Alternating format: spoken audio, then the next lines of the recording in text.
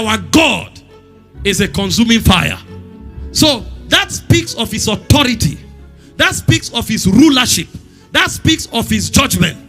Everybody who knows God here knows that when you err, there is a judgment you already feel in your heart without anybody threatening you. When you do that which is wrong, there is a rebuke, a conviction that you feel so strong in your heart. Not because somebody is threatening you, not because somebody physically is rebuking you. Why do you do that which is wrong? And sometimes you find yourself crying alone for days.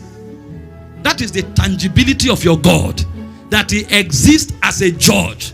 That he exists as the Lord of all. That he exists as a ruler over your own life because he created it. That is why you see that most times people hold themselves accountable when they do what is wrong, even when they are not caught. Depending on how close they are to God, they will feel that fire. And if you feel it on earth, blessed are you. Because if you don't feel it on earth, you will feel it in eternity.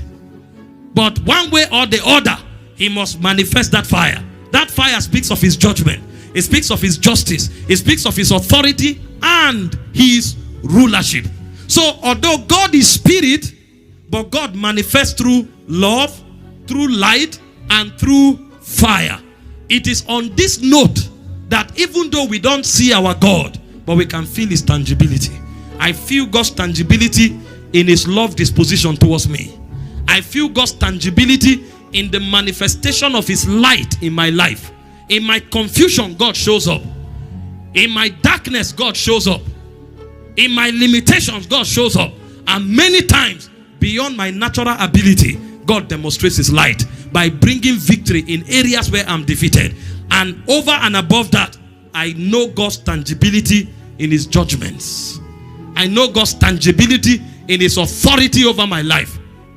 Any day I err, I lose my peace until I repent genuinely. He's the only one I can't rebuke.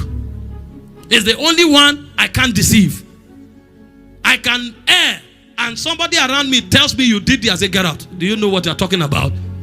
But when God shows up, you know that there is a being superior to you living on your inside. He will tell you you are wrong and you must repent. You must make restitution. You can't deny it. If you refuse, you will carry that burden until you do it. You will not rest.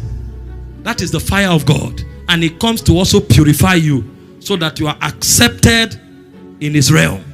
So God's nature principally is spirit.